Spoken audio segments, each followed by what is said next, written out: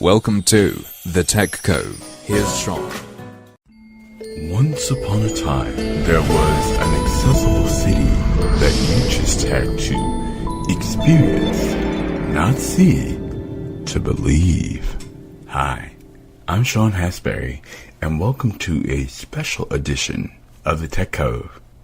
Today, as they say down here, people were fretting lots so, reality-wise, when it came down to that app Tap, Oh, but don't worry, we have another option for that. You'll be able to check it out very, very soon, and a few other surprises. But first, oops. My name is Justin, and today we're going to go over how to encrypt your iPhone. But what is encryption? Basically, encryption allows you to set a password or passcode on the iPhone's case so that no one but you can access your data. Additionally, it makes your data very hard to spy on, and your phone extremely hard to get into. Let's just jump right into this. I'm using an iPhone 6s with iOS 9.2. So we're going to need to unlock the phone, and I'm already in the settings application, which is where you need to be on your phone as well. Unlock button. Unlock. Settings. Cellular. Okay, so we are in the settings. Let's just verify. Settings. Heading. So I just looked at the top middle of the screen right below the status bar. Let's flick to the right once. Settings. Search field. Double tap. Search field is editing. Word mode. Settings. Insertion point at start. Now let's search for passcode. Passcode. Inserted passcode. Require passcode. Touch ID and passcode. Okay, let's click on that. Touch ID and passcode. Settings. Back button. And this takes us into our passcode settings. So starting from the top left-hand side of the screen, Settings. Back button. let's flick to the right through these settings. Touch ID and passcode. Heading. Use Touch ID for heading. Now, all of these Touch ID settings that are here are only here for iPhone 5S and above. Anything below that, so basically any 32-bit iPhone, will not have these Touch ID settings. iPhone unlock. Off. Apple Pay. Off. Double tap to toggle setting. iTunes and App Store. Off. Use your fingerprint instead of your Apple ID password when buying from the iTunes and App Store. Fingerprints. Heading. Add a fingerprint button. Turn passcode on button. Now, let's double tap on this. Passcode. 0 of 6 values entered. So, passcode, 0 of 6 values entered. Let's flick around, shall we? So we're at the Set top passcode. of the screen. Let's flick to the right through this. Cancel button. Enter a passcode. Passcode. 0 of 6 values entered. Passcode options button. 1. Okay, now, when it's laid out like this, you have a number pad. Let's flick Passcode. 0 of 6 values entered. to the options. Passcode options button. Passcode custom alphanumeric passcode. 0 of 6 values entered. Custom alphanumeric code button. So that is the first option in the list. I am just flicking right through these. Custom alphanumeric, that is the most secure passcode you can have because you can use both letters and numbers. Custom numeric code button. Custom numeric code, that is also good, but the problem with a custom numeric code is that you can only use numbers, but you can use as many as you want. 4-digit numeric code button. And 4-digit numeric code, that is the least secure way of having a passcode. So I'm going to flick back to the left just to go to custom alphanumeric code button. Alphanumeric code. And this is what I would highly recommend setting. Custom alphanumeric code. Secure. Text field. So when you click on that, it changes from a keypad to your standard keyboard that you see in all of your text fields. I'm going to make my password change me ASAP because, let's be real here, giving the entire internet your passcode is not the greatest idea. V. C. J. H. Shift. A. M. N. F. G. W. E. M. W. E. Shift. A. S. A. P. Okay, now let's hit the return key, bottom right-hand side of the screen. Return. Return. Secure. Text field. And it's going to make you enter your passcode again just to confirm that this is what you want your passcode to be. C. H. A. B. N. F. G. W. E. M. E. Shift. A. S. A. P. Return. Return. Touch ID and passcode. Fingerprints. Now we should have a passcode, but just to double check, Let's take the plunge and lock my screen. Screen locked. Sunday, unlock button. Unlock passcode field. Now let's type in my passcode. CHANFFGWEMSEA.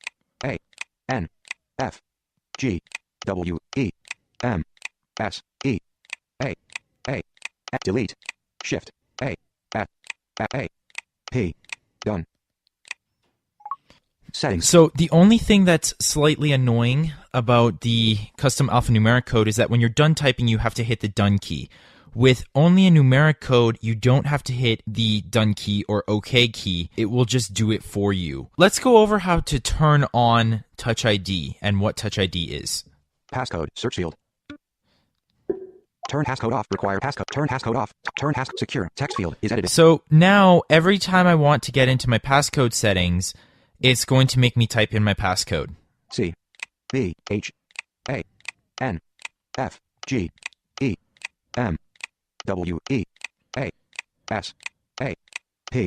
Return. Touch ID in. Settings. Back button. Now let's flick to the right through these settings again. Touch ID and passcode. Heading. Use Touch ID for. Heading. iPhone unlock. Off.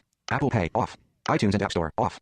Use your fingerprint instead of your Apple ID password when buying from the iTunes and App Store. Touch ID basically allows you to use your fingerprint. You can use your fingerprint to unlock the screen, you can use your fingerprint with Apple Pay, and you can use your fingerprint with iTunes and the App Store. The nice thing about using your fingerprint as well is that it makes things very quick because you don't have to type in passwords.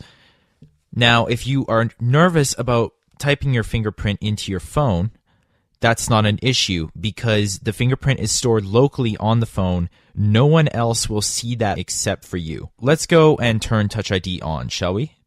Fingerprints. Heading. Add a fingerprint button. I just flicked to the right twice from where we were, and let's add a fingerprint. Cancel. Place your finger. Place your finger. Okay, so it says place your finger. Let's flick around this screen. A fingerprint that changes. Place. Cancel. Cancel button. Okay, so I'm at cancel. Cancel button. Which is on the top left. Let's go through this. Place your finger. Lift and rest your finger on the home button repeatedly. A fingerprint that changes color during the setup process. Recognition is 12% complete. Image. Now, you don't want to press the home button. You just want to put your finger on the home button. A fingerprint that changes. Place your finger. Place your finger.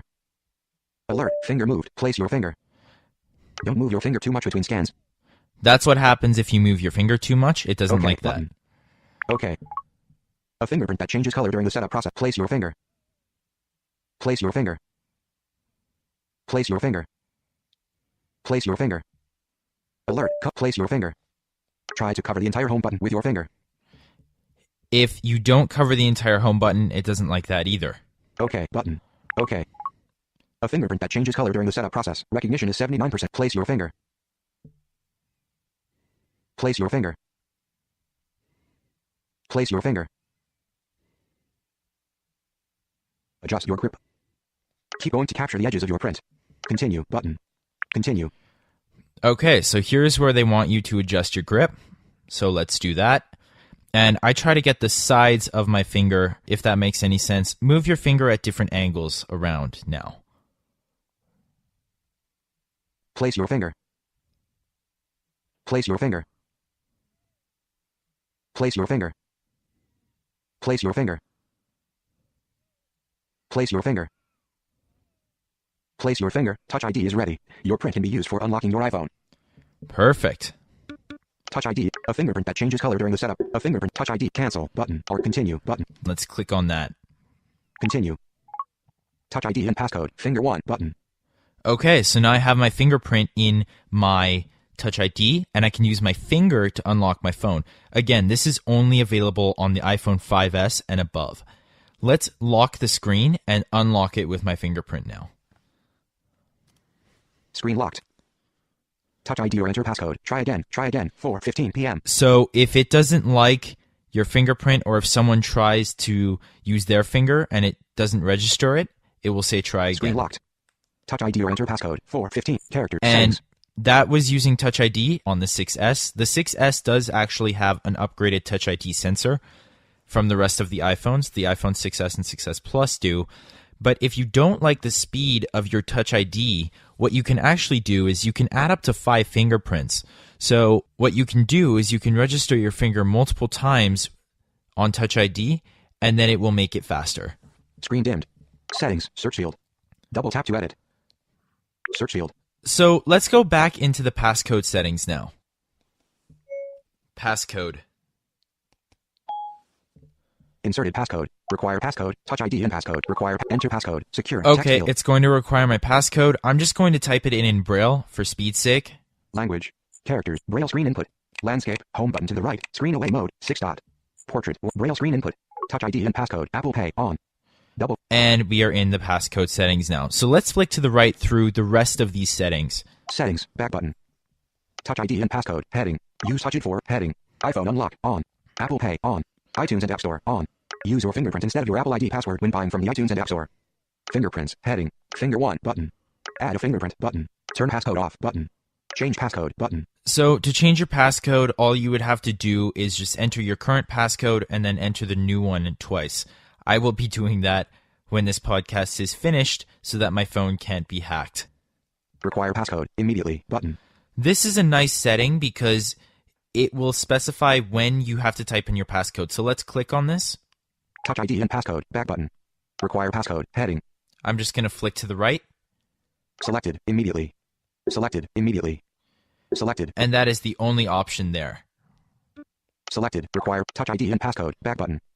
Require passcode. Use Touch It for iPhone unlock. On. Apple Pay. On. Finger. Add a turn. Change passcode. Require passcode. Immediately button. Okay, let's flick to the right through the rest of these. Voice dial on. Double tap to toggle setting. Music voice control is always enabled. Allow access when locked. Heading. This means that you can still use voice control even when your screen is locked. Now, this is cool. This heading means that the next things we're going to flick through, if you toggle them off, you won't have access to them on your lock screen, but it makes it very, very secure. Today on. That is your Today view in Notification Center. Notifications view on. Double tap to toggle setting. That is your Notifications view in Notification Center. Siri on. Double tap to toggle setting. That's fairly self-explanatory. Reply with message on. Double tap to toggle setting. So I would recommend turning this off just because then it means that if someone steals your phone, they can't reply to any of your text messages without having to type in your passcode first. Off. Wallet on. Double tap to toggle setting. Wallet, again, fairly self-explanatory. Get cards or passes ready from the lock screen by double-clicking the home button. Erase data off. Double tap to toggle setting. Erase all data on this iPhone after 10 failed passcode attempts. Data protection is enabled. Erase data. Erase all data on this iPhone. And that is the final setting. This basically means that after 10 failed attempts at your passcode, it will erase all of the data on that iPhone. I personally am very nervous to turn this on just because I don't want my data erased. But if you're someone who makes backups a lot of your phone and you really value your privacy, I would highly recommend turning this on. Find my personal Twitter at CWAC, S33WACK. Thank you for listening, and I hope that you all have a wonderful morning, evening, or afternoon, wherever you may be. I'm Leo Praznik, and today I'm going to demonstrate an app called iPolyVision. iPolyVision is an object and color recognizing app. How does iPolyVision differ from other apps like TapTapSee? Well, it uses artificial intelligence to process images and colors offline, so you don't have to worry about being connected to the internet to use it. One drawback to this, of course, comparing to other object recognition apps, is that because it doesn't send your images online to a server for processing, it may not be as accurate as other apps like TapTapSee. However, because it uses artificial intelligence, it's capable of learning new objects with every update you install. So be sure to keep it updated. There's a way to help teach iPolyVision, and I'll get to that in a bit. iPolyVision is able to recognize objects and colors really quickly, at the rate of 3 times per second. Let's check it out. I'm going to unlock my iPhone 6s. 12:26 a.m. Radio folder. 7 apps. And I'm going to find iPolyVision. iPolyVision. Page 1 of 5. Adjustable. How to use iPolyVision. The first place you're going to get to if you installed iPolyvision for the first time is a mini tutorial which explains how to use it and what it does. So let's just quickly go through it and see what it's all about. I'm going to flick right. Point the back of your phone at a single object and press the button at the bottom of the screen. Swipe left with 3 fingers to continue. Okay, there's a hint to go to the next page, so I'll do that. Page 2 of 5. Move the phone closer to objects to fill the camera frame and gain more accurate results. I'll just move to the next page. Page 3 of 5. Press the color tab or swipe left to only identify colors. There are 2 more tabs for settings and info. Okay, and we'll get to those in a bit. Swipe left with 3 fingers to So, continue. keep going. Page 4 of 5. Everyone can help iPoly learn thousands of new objects by writing their description. Give it a try. Swipe left with 3 fingers. Page 5 of 5. Make sure you keep the app updated. It will learn many more objects over time. Let's get out of this tutorial. You are good to page 5 of 5. Alert. iPoly needs to use your phone's camera to see things. Please give it permission to do so. Okay, that's very important. I'm going to do that. OK. Go Button. to OK. OK. Point me at an object and press the button. iPoly is off. Button. So now we're on the main screen. Let's just go through some of these things here. Point me at an object and press the button. iPoly is off. Button. This is a toggle to turn iPoly on and off. The way it works, comparing to other object recognition apps, is that instead of pointing your device at an object and pressing a button, you just press it once and it'll announce any object your camera is pointing at. So let's keep going. I'm going to go to the right. Teach iPoly. Off. Dimmed. Button. If you want to teach iPoly, you can go here. Selected. Object. Tab. 1 of 4. So these are the tabs the tutorial mentioned. So if we stay here, we're only going to get objects. Color. Tab. 2 of 4. If we go here, we'll get color announcements. Settings. Tab. 3 of 4. This is where we can go into settings. Info. Tab. 4 of 4. Okay, so let's toggle iPoly to on and see what happens. iPoly is off. Button. Okay, let's turn it on. iPoly is on. Keyboard. Buttons. Keyboard. Okay, so it sees a keyboard, which is great. Let's see if we can find something else. I'm not sure. Skin. Fabric. Cement. Brush. Pan. Electric fan. Brush. Okay, apparently it thinks my Thermostat. microphone is an electric fan, Walls. but again, it's not Brass looks nice. it's not fully accurate, but it's definitely getting better each time. Ceiling. Let's go ahead and switch to the color tab. See what happens. I'm not sure. 8. Settings. Color. Walls. Tab. 2 of Black. Charcoal. Charcoal gray. So Very light keyboard- pink. Right. Black. Very light pink. Gunmetal. Charcoal. Okay, it's a little Brown. confused, but Milk chocolate. I'm actually pointing at that one object. Because all the processing is happening on your device as opposed to online, one thing you will notice is that your battery will deplete a lot faster. I'm not sure if this is going to change in the near future, but as of now, this is what I noticed. Let's go into the Settings tab. Settings. Tab. I'm just going to flick right. Audio. Heading. Speaking voice. Switch button. On. Language. Default language. Button. Voice speed. Heading. 44%. Adjustable. So this is pretty cool. We can adjust the speech rate independently of VoiceOver or other apps. Let's keep going. Camera. Heading. So now we're in the camera section. Automatic torch. Switch button. On. Descriptions. Heading. Object. Standard. Button. So right now, the object is standard. And what this means is, depending on which setting you choose, it'll change the verbosity while it's telling you about the object. So to show you an example, let's go here. Settings. Back button. Object. Selected. Standard. Okay, so we know what standard sounds like because it's the default, but let's change it to Likelihood. Fun. likelihood or fun. Let's see. Let's change it to likelihood, just for this example. Likelihood. Selected. Likelihood. Okay. Settings. Back Let's button. go back. Gender. Object. Tab. 1 of. Selected.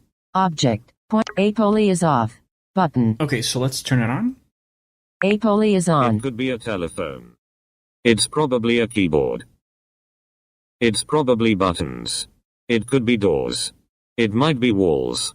It could be a Apoly is Okay, off. so it doesn't really seem like it could be useful, but I'm not sure if it increases or decreases the actual accuracy apart from just mentioning what it could be or what it could not be, but it's something to experiment with. So let's go back into settings. Settings. Selected. Object. Likelihood. Button. Settings. Standard. Selected. Fun. Why not? Let's try the fun mode. Selected. Fun. Settings. Apoly is off. Button. Okay, let's turn it on. Apoly is on. It could be a closet. Type me a love letter. Okay, so it's adding all these additional captions. I would like a telephone too. So apparently... Ha ha ha. Walls again. Okay, so let's go back to settings and see what else is there. Settings. Tab. Select color. Advanced. Button. The color mode also has some variations. Let's see what they are. Settings. Color. Heading. Simple. 30. Standard. 900. Selected. Advanced. 1400. I'm not going to go too much into it, but because it's able to recognize so many colors, standard will probably just make it simpler and not say something like almost this color or a variation of a certain color. You get the idea. Let's see what else is here. Settings. Back. Color. Color. Phone. Heading. Keep awake. Switch button. On. Show first run info. Switch button. Off. Let's go to the next one. Send some results to help Apoly. Switch button. Off. If you want to help with the development, this is a good way. I'm going to keep this off for now. Object. Tab. And we're done with the settings. Selected. Info. Tab. 4 of 4. And last but not least, we have the Info tab. Info. Heading. Apoly is an artificial intelligence in your pocket that understands and identifies objects. It's a young technology that improves over time thanks to your help. We decided to make Apoly free to help as many visually impaired. Okay, so this is just the info screen, which tells you more about iPoly Vision, what it does, what it's meant for, and how you can help, which is very helpful. One of the options on the main screen is to teach iPoly, and if you have enough vision to see an object, this is one way you can help iPoly Vision grow. So I'm not going to go too much into it, but let's look at that screen. I'm going to turn iPoly Vision on. Teach Apoly. Apoly is off. Button. Apoly is on. Okay, and we're going to go to Teach iPoly. Teach Apoly. Button. Describe the image with a detailed sentence. Teach Apoly. Teach egg. A black and white cat sitting on a wooden table next to a blue padded armchair. Text field. Okay, so that was an example. Double tap to edit. We can point at something and type something in here. Back. Check. Dimmed. Check. Dimmed. Button. Let's go back. Back. Button. Back. Point me at an object and press the button. That's pretty much it for iPoly Vision. So as you can see, it's a pretty cool app. It can be very useful. It's not as accurate as other apps out there that can identify colors or objects, but the concept is brand new, so I feel like it has great potential. And who knows? If more people are going to start using and teaching the app, it could one day become even better than other object recognizing apps. iPoly Vision is available for free on the iOS App Store. I hope this podcast was useful. If you would like to contact us, you can do so in several ways.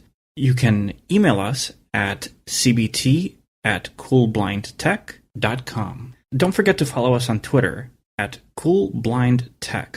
You can also visit our website at coolblindtech.com. Visit apoly.com with that laptop. Uh-oh. Ha ha ha. Oh my god, I can't believe you are showing me a male ass. Help. I can't see. I'm Scott Davert. Dropvox, Dropvox, is an app that allows you to record audio and then have that audio uploaded to Dropbox. So if you don't have a Dropbox account, you won't be able to use this app. Dropbox is free. The service is free. There are certainly paid options available, but you can set one up for free and then record audio that you can play on other devices. This app has been out for about 5 years, I would say. Definitely at least 4. It was about 4 years old when I got it. I decided to record a demo on it because I was working with somebody who wanted a way to record audio from their iPod and upload that audio so that they could use it on other devices. They did not want to have to mess around with another device like a Bluetooth keyboard or even the on-screen keyboard, but wanted a quick way to take notes that they could later access, things like phone numbers and so on and so forth. Enter Dropvox. Dropvox is $1.99 in the U.S. App Store. Dropbox itself, as I said before, is completely free. On this particular device, my iPod 6, I have not yet launched this app, but we're going to change that right now. VoiceOver Focus is set to Dropvox on the home screen. I'll go ahead and double tap and we'll go through the setup process. Dropbox. Alert. Dropbox would like to access the microphone. Dropbox would like to send you notifications. Dropbox would like to access the microphone. That's important. You can't really use a recording app for audio if you don't let the app access the microphone. Don't allow button. So I'm going to allow that. I'll flick right again for the second time to OK button. the OK button and double tap. OK. Dropbox would like to send you notifications. I have never received a notification from Dropvox. I don't know if that is actually something Dropvox does, but it doesn't hurt to enable it. So I'll flick twice to the right to say OK. Don't allow button. OK button. OK.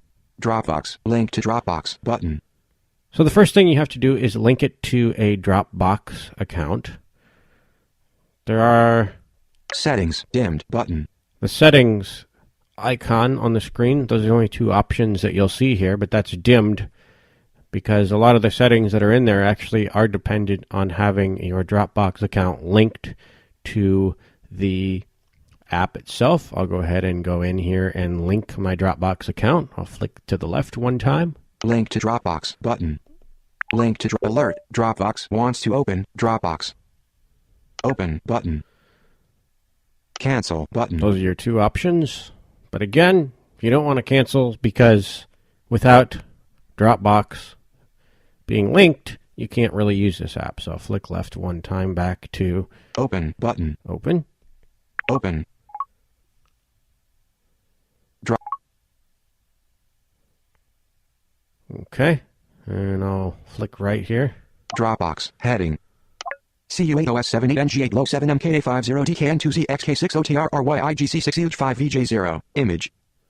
All right. Well, that's a really nicely labeled image, isn't it? I'll keep going. Dropbox. Would like access to the files and folders in your Dropbox. Learn more. Link. Allow. I'll double tap allow. Allow. Dropbox. Record button. And now it is linked. You don't have to enter your username and password to do this, and the reason why is because it did launch the Dropbox app, which already has access to all of my information. That is definitely a good thing, and you definitely want to set up Dropbox before you come in here and set up Dropvox. Let's go ahead and take a look at the settings screen. Settings button. Settings. Settings. Done button. And done is in the upper left corner. Obviously, we're not done yet. I'll flick to the right. Settings. Heading. Play indicator sounds. Switch button on. So there are sounds, and I recommend leaving these on. We'll get into why here in a little bit. Record in background. Switch button off. So if you exit the Dropvox app with this particular feature turned off, once you hit the home screen or once you move away from the app, the recording will stop. I don't like that. There are times when I want to be able to use my device for other things. I'll go ahead and turn that on now. On. Record in higher quality. Switch button. Off. Record in higher quality. Depending on what you're recording, that may make a difference. It definitely takes up more file size or disk space. Record on launch. Switch button. Off. Record on launch is a feature that allows you to open the app and it will automatically start recording. I'm going to leave that off for now. But if you're somebody that wants to take notes through this means, so you don't have to mess around with the record button, and then also consequently, if you don't want to mess around with stopping Dropbox, you could come in here, and the second you launch the app, the recording will begin, and the second you leave it, it will stop. So that's a good, quick way to take notes if you prefer to do your notes in some sort of audio form and have them available on multiple devices. Choose upload folder button. So here we can choose the upload folder. I'll come back to that. Unlink from Dropbox button. You can also unlink to Dropbox if you want. So say, for example, you get a different account that you want to share with, or if you have any other reason to unlink it, that you want to link it to another account, you can come in here and do that, and then just go through the setup process as we did before. Dropbox 2.1.1 Copyright signed 2014 Irradiated Software, LLC. And that is the information about the company and when this version came out and so forth. Help button. You can get help. I'll let you look at that on your own. Help button. And that's it. I'm going to flick back to the left 3 times. Drop unlink. Choose upload folder button. And let's choose an upload folder. If you do not create one, and you don't have to, Dropbox will create a folder called Dropbox and restore all of your recordings in there. The other thing you can do if you really want is if you are sharing a folder with somebody and you want them to have access to a bunch of recordings that you're doing, you can come in here, change it at any time, first of all, and then second of all, set it to whatever folder you're sharing with them, and then all your recordings will automatically come in here. So let's go ahead and double tap. Done. Dropbox, Dropbox, back button, Dropbox, heading. And now I have all of my folders in my Dropbox. Cancel button. You can cancel it, of course. Error loading folder, dimmed. Upload here button. New folder button. New folder button. And you can create a new folder, which it does by default, and that is the Dropbox folder. And it is taking a little bit of time to create an index of my list of folders. Let me go back to the top and see if it's done that yet. Error loading folder, dimmed. Upload here button. New folder, but upload. Error loading folder, dimmed. Cancel button. Dropbox, heading. Dropbox, back button. Dropbox, heading. Cancel. Dropbox, heading. Cancel. Digital mother. So for some reason, I have no idea why, we got some sort of, I didn't get this earlier, but I'm going to go ahead and leave it in so that if you get that, you can do what I did and double tap, and it will then bring up your list of folders, which we now have available. Dropbox, heading. I tapped with 4 fingers at the top of the screen so that I can get to the top of my list. Cancel button. Amy and Scott. So now here are all of my folders. Applevis. Applevis blog. And I could choose any one of these folders to upload to. I'm actually going to put it in a folder called my iPhone. So I'm going to scroll up with 4 fingers here to, 3 fingers to get further down the list. Rows 9 to 22 of 32. Now I can flick to the right. My iPhone. There it is. I'll double tap. Dropbox, back button. My iPhone, heading, cancel button. Excel 2007 JFW. So now we have a list of the different things in this folder. If I want to choose it, I'll go upload here button. To the right, past the folders, and we have upload here. Because if you have a folder within a folder that you want to put these audio recordings in, you also have that option. I'll go ahead and double tap now. Upload here. Settings, done, button. And I think we're done with the settings screen. I'll go ahead and double tap on done. Done. Record, button. And now we're back to the main screen, which has the record button and Settings button. And that's it. Settings button. There's nothing else on this screen. Very clean interface, very easy to use. Record button. And let's go ahead and record something now. You can also hear the difference between the mic I'm using here to record and the iPod 6 microphone, if you're interested.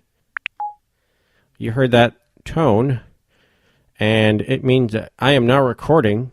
Technically, I'm recording in stereo. I'm recording into two microphones.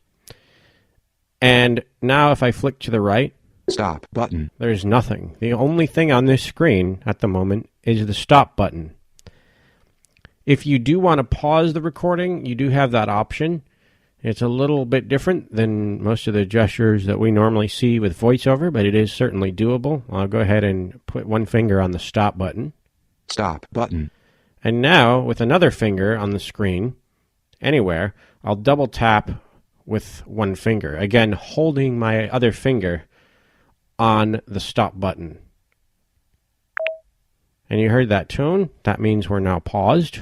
It was a lower pitch tone than what we had prior. And if we look at the screen now, record button. We have the record button.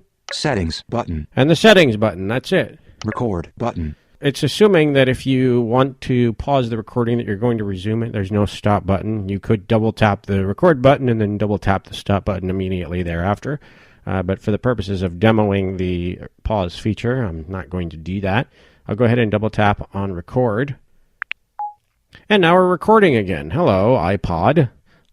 Let's see how crappy your quality of microphone is compared to what I'm using now. If it's anything like the iPhone 6S, it's not all that bad. So now if I want to stop this recording, I can double tap the stop button. There it goes. And you heard that tone. That tone means that the file has successfully uploaded to Dropbox. If you are in a situation where you don't want to use your data, for example, or maybe you're in a situation where you don't have a reliable connection, you can continue to record files and they will upload when you get into an area where you have a signal. I haven't tested the limits on this, but I did record 3 separate files when I had my iPhone in airplane mode, and they all uploaded just fine. So if I want to verify that the file has posted, that would actually be a good reason for a notification, I think. In case you missed that tone, it's pretty discreet. You can actually go into your Dropbox app. I'm going to do that now. I'm going to leave this app. Dropbox. Dock. Dropbox. Dropbox. Offline files. Heading. And right now we're in offline files. I'm actually going to go to recent files, which is the first tab. Files. Tab 2. Recents. Tab 1 of 5. Now I will tap the upper left corner of the screen. Recents. Search your files. Search field. Today. Heading. DV 2016 01 09164342.mp3. File you added 1 minute ago. And it's already there. So that's a pretty nice feature. You'll notice it is MP3 format instead of M4A, which means it's, I think anyway, a more widely accepted format to pretty much any device you'd want to play it to. Although M4A is pretty much a standard anymore as well. But in the older versions of this app, they were M4A files. Anyway, I'll go ahead and double tap on this file now so we can hear how wonderful the iPod 6 microphone sounds. DV 2016 01. You heard that tone, and it means that I am now recording. Technically, I'm recording in stereo. I'm recording into 2 microphones. I sound so dorky. And now if I flick to the right, there's nothing. The only thing on this screen at the moment is the stop button. If you do want to pause the recording, you do have that option. It's a little bit different than most of the gestures that we normally see with VoiceOver, but it is certainly doable. I'll go ahead and put one finger on the stop button. And now, with another finger on the screen, anywhere, I'll double tap with one finger. Again, holding my other finger on the stop button. And now we're recording again. Hello, iPod. Let's see how crappy your quality of microphone is compared to what I'm using now. If it's anything like the iPhone 6S, it's not all that bad.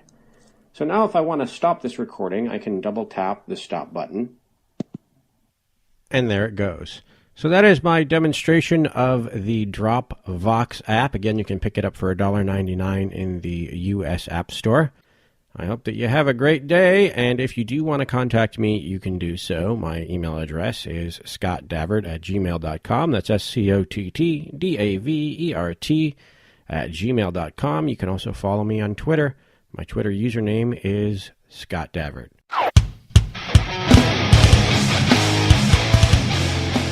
Welcome to the Reaper series. I'm Alex, and I'm going to be walking you through how to use Reaper on Windows.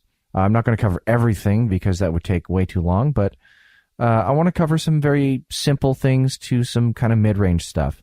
This first episode is going to just be fundamentals of getting Reaper installed and maybe playing about with some effects or some stuff. There's some cool things that Reaper can do. But what is Reaper? Reaper is a digital audio workstation that is low cost for an individual and has tons and tons of options. You can script it. You can use all sorts of different plugins with it. It actually has a ton of what they call JS plugins that come with it that are handy. It's the answer for me for recording and composing music, podcasts, voiceovers, advertisement, whatever I need to do. And it's just a very handy, small, portable kind of digital audio workstation. The actual installer size is very small, and it runs on low-powered systems. So if you need to do something in a pinch on like a netbook or like a tablet, and you happen to have Reaper, it's not a problem. It works with JAWS and NVDA pretty well, and actually Osara is what I'm going to be using for this. This is the plugin for Reaper that allows it to bridge to the screen reader and give us some more information about Reaper and whatever you're doing, such as effects parameters, what's selected, and all sorts of good stuff. It's really nice. So let's get started. After getting Reaper installed, you'll want to get Osara from the website, which is in the show notes. After that, you'll want to get the key map, also found on the Osara site. Since the site doesn't really explain how to do the key map, I am going to tell you and show you right now. So let's go and press F4 right now. Actions dialog filter, custom actions, ray script, edit, blank. This is your actions dialog. Keyboard shortcuts, all sorts of good stuff in here. Close clear button. I'm just tabbing around. Find shortcut, button, section, combo box main collapsed, list one list. And this shortcut list is huge. Description, custom, move cursor to next item 1 of 3335. I mean, there's thousands of items in here. I wouldn't recommend reading the whole list because that's just impossible. But search for common things that you want. So maybe tracks or items or effect or volume. You know what I mean? Certain things like that. And you can kind of get a feel of what the keystrokes are. Shortcuts for selected. Add, button, new, button, edit, button, delete button, copy button, new, button, load, button, import/export, button. So we're going to import/export. Press context. I hit space on that. And now let's do a down arrow. Restore all import, export, I. Sorry about that. Down arrow, enter. Choose key map to open. Dialog file name. All right. So let's open the key map file. Shift tab. You know how to do this. Backspace Item a bunch view. of times. DG key map 03102015. Reaper key map 29 of 29. All right. Enter. Actions dialog filter. It imports it. It brings you back to the actions list. And let's find the close button. Menu edit. Run button. Run/close button. Press. Reaper v5.04/x64 register. Okay. Cool. So we have that imported. And let's do an F12 now. F12 is your Osara keyboard help mode. Shortcut help on. So now we can just start down arrowing and up arrowing and do things. Track. Go to previous track. That's an up arrow. Track. Go to next track. That's a down arrow. And it's really handy for people who are not familiar with Reaper to sort of get a feel of what's going on, but they don't want to read a manual. It's also nice for people like me who have been using Reaper forever, but there's an obscure shortcut, and I don't remember what it was. And was it, Control X or Alt X or whatever? I'm just saying that as an example, but, it's very handy. I think one of the most beautiful things about Reaper is that it's not destructive. So when I want to go through and edit an effect for like a guitar, for instance, I can do that in real time while that thing is looping. I don't have to preview it and then do it again and then preview it and do it again. I can in real time change effects and listen to it as I'm doing it and say, yes, this is what I want. So let's open up a project with a bunch of things in it. Open project. Which is a Control-O. Bit 1 not selected 1 of. And let's go to BN01 bit1.rpp. Bit1.rpp. Reaper query dialog save unsaved project. Bit1 Reaper v5.04/x64 registered to convert. 1 closed folder drumos. I have a nice drum project open. It's got a nice little jam track.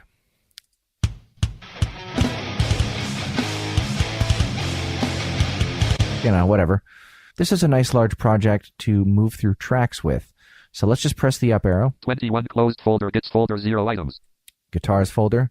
Bloody gits, mate. 1 closed folder drumos 0 items. Drums are there. And these are folders, which we're not going to talk about today. But as you can imagine, a folder is just a bunch of tracks grouped together in one location. Handy, handy stuff. 24 base 1 item. 25 closed folder leader 0 items. 25 closed folder leader 0. And that's the bottom. Okay. 21. Why don't we explore some effects? 24 base. We're at that lead part. 25. So let's solo the leader track, or leads. Soloed.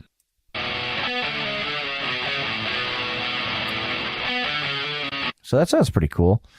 Let's change the effect. There's a chorus effect on here. It's one of the JS plugins that comes with Reaper. FX parameters dial. Shift P for that.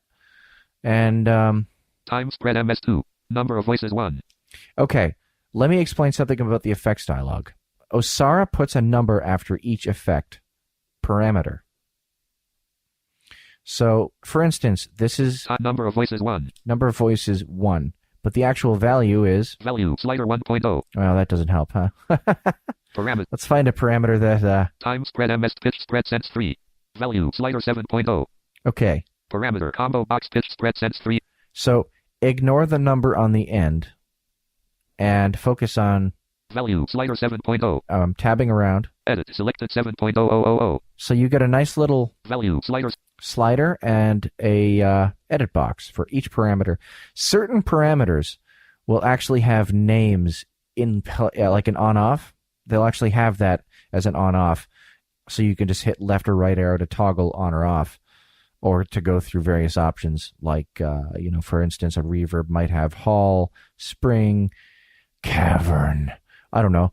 And they won't be available as sliders or numbers. They will actually give you real-world values instead of just a number, which is a lot nicer. Parameter combo box. So let's change time spread MS2. Value slider 20. Edit time spread 20. to blank. Selection 1. removed. Let's just change it to 1 and then hit play. So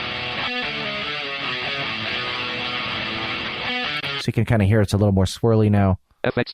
Time spread M number of voices 1. Value slider 1.0. Edit selected 1.0000. We can change that to like selection 6 removed. And then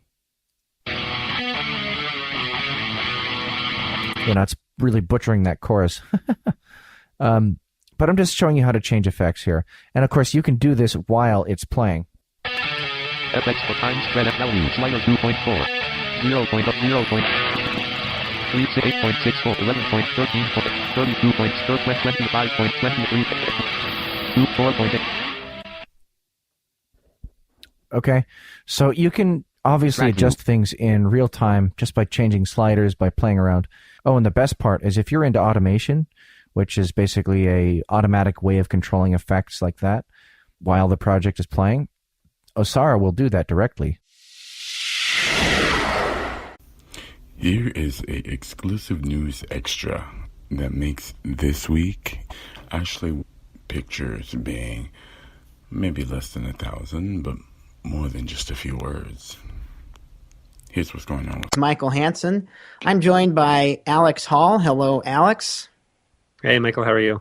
I am doing wonderful, especially since I am really excited to be interviewing our guests. But before we get to that, we are also joined by Mr. Scott Dabbert. Hello, Scott. Hey, Michael. Good evening. I am also very excited to be here. Hope you're having a good day. I am, and I have been really looking forward to talking with our guest. Today we're going to be joined by Matt King. Matt is a member of Facebook's accessibility team. Of course, as we know, Facebook has been doing a lot of things to make its apps and services more accessible to blind and low vision users over the last couple of years. Matt, thank you so much for taking time out of your day to talk to us, and welcome to the AppleVis Extra. Oh, thank you very much, Michael. I appreciate the opportunity. I'm an AppleVis fan, and so it's a real pleasure to be on the show. Well, thank you. Thank you very much for your kind words there. So before we get into the question specifically about Facebook, tell us a little bit about yourself and how you came to work at Facebook. Well, I've been working in the accessibility arena for a very long time. My first full-time job in accessibility was in 1998. I was at IBM, and I took on the job of making the IBM workplace more accessible to people with disabilities for the chief information officer. And over the years, I evolved that into a senior technical lead for accessibility at IBM. And then I got contacted by Facebook. And that was just almost a year ago now. And I started at Facebook last June. Well, that's awesome. And we're really, Facebook has really upped its, accessibility efforts in the last few years. I would say I remember with version 5.0 of the app back in 2012 was when we really first started to see major accessibility improvements. Tell us a little bit about the Facebook accessibility team, what your role is in the company and when you guys got started, and how is accessibility integrated? So we have our core accessibility team is part of the UI infrastructure engineering team at Facebook. The core team is roughly half a dozen people with several members of other teams who are participate in all of our team meetings and so forth from other parts of the organization, ranging from product operations and quality to user interface design and data sciences. So it's a pretty good sized team when you include all those other people, and very vibrant, I might add. Now, is accessibility, is it implemented? Do you guys do it at the design level, or is it, how do you guys test for accessibility? We like to, of course, include things in design wherever we can. So let's tackle that from a couple different angles. The accessibility team was formed in 2011, and of course by 2011 Facebook was already a fairly substantial suite of products, but all web focused. And in the move to mobile happened shortly after that. And so what you can see from is clearly evidenced in our products is that code that was written for mobile that happened after the formation of the accessibility team is definitely where we've had much larger influence. Of course, a lot of that happened before I was here at Facebook. So the experiences there have been designed with accessibility from the ground up. The web, on the other hand, is a much larger challenge, and not only is it more complex in terms of the number of products and the number of features. It's also the nature of the UI, but it's also the nature of the technologies required to make it accessible. So we have component libraries for the web that are designed and built to be accessible from the ground up, but getting those across the entire code base is definitely a long-term iterative process. Well, one of the really cool things that I have recently heard about is the release of a new feature that you guys have been working on to help make photos more accessible to blind and low vision users. What can you tell us about that? Well, we have been able to collaborate with a team team at Facebook called the Artificial Intelligence Research Team, or Facebook Artificial Intelligence Research Fair. And they have, as part of their suite of technologies, object recognition capabilities, which, as we know, has become fairly common throughout the industry to use AI to recognize objects. What's different here is that we're actually taking advantage of that capability to automatically generate alt text for photos that will show up in newsfeed, in people's timeline on their profile, and in the feed of groups, and eventually across all of Facebook's products and surfaces. Initially, we're going to launch this first version just for iOS on April 5th, and then we will be building it out to all the other surfaces, Android and the web and mobile web over time. And so that's this is just a first version, so it's really important to set this in context. The analogy I like to use that is understandable by a lot of people who are blind who've been around for a while is that when we first had OCR, optical character recognition for books, back in the 80s, and the first Kurzweil reading machines were coming out, you couldn't have any specks of dust on the page. There couldn't be any creases. The font had to be just right, and then you might get 90% of the text on the page. And obviously, over time, that's gotten much, much better. And I think that's kind of where we are with object recognition technology. Conditions have to be just right in the photo. We don't recognize every kind of object, i.e. we don't recognize every font, if you will.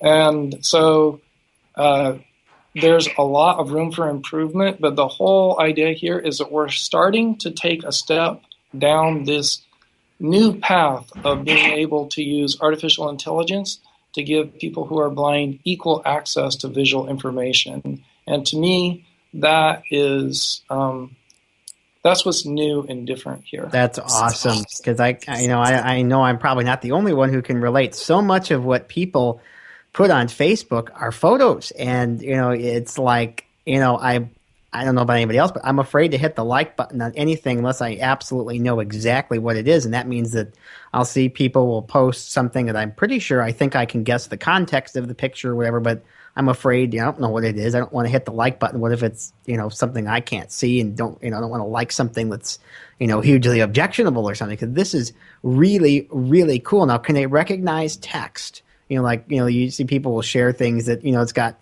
text that's someone took a picture of text and shared it. Can it recognize that yet?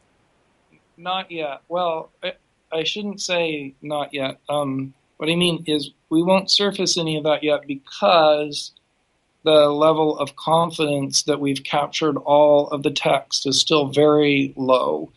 So one of the things that is difficult about this is striking the balance between giving as much information as we can and making sure that that information is trustworthy and reliable. And there's something in AI called the precision recall curve.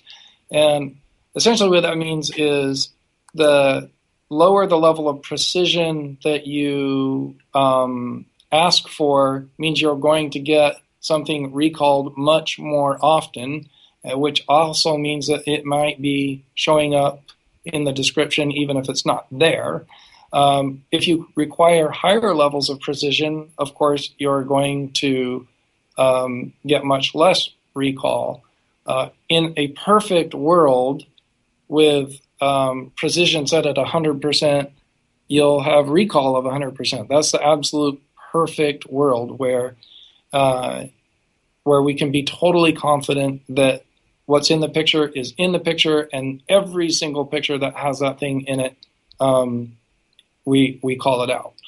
Now, we're a long ways away from that point, and text happens to be one of the things that's exceptionally difficult to get a high enough level precision.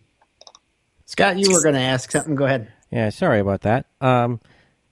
Now, this is being officially announced, but I know that some users on my timeline, unfortunately I wasn't one of them, but some of the people on my timeline who use iOS noticed that they started seeing some of these descriptions showing up in their timeline previously. So this is that's kind of has been in the experimental phase, right?